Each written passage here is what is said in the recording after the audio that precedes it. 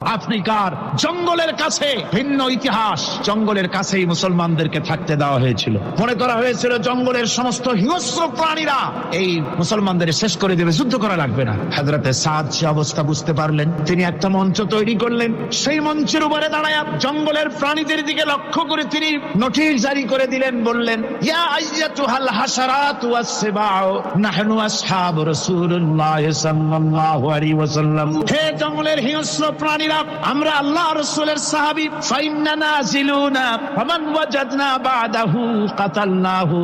আমরা রাসূলের সাহাবী, এইখানে আল্লাহর দ্বীনকে কায়েম করার জন্য আমরা এসেছি আল্লাহর কলেমার আওয়াজ নিয়ে, আমরা এখানে রাত কাটাবো। সুতরাং এই জঙ্গলের ভিতরে হিংস্র প্রাণী যত আছো সব আমাদের এই জায়গা ছেড়ে অন্যত্র চলে যাও। আফ্রিকার জঙ্গলি মানুষেরা চিন্তা করলো, মানুষের কথা কি জঙ্গলি প্রাণীতে শোনে নাকি, পাগলে কয় কি? তারা তাকায় তাকায় দেখলো হযরতে সাদের এই ঘোষণার পরে বাঘের কাতারে বাঘ, সিংহের কাতারে সিংহ, সাপের কাতারে সাপ, যার যার ডিম আর বাচ্চা গুলি মুখে কামড়ায়া সাহাবীদের এলাকা ছেড়ে দিয়ে তারা অন্যত্র চলে গেল।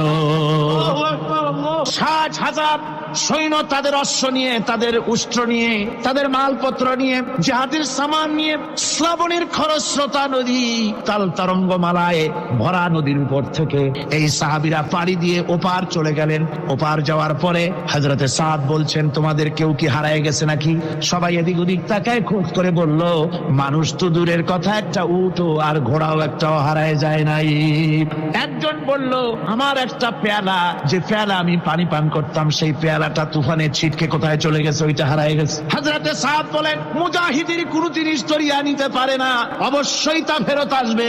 এই কথা তিনি বলতেছিলেন, হঠাৎ করে দরিয়ার কিনারে একটা আওয়াজ হলো, দেখা গেল তুফানের ভিতরে সেই হারানো বাটিটা তাদের মধ্যে বেরিয়ে এসেছে। মুজাহিদদেরকে সাহায্য করেন স্বয়ং আল্লাহ রাব্বুল আলামিন।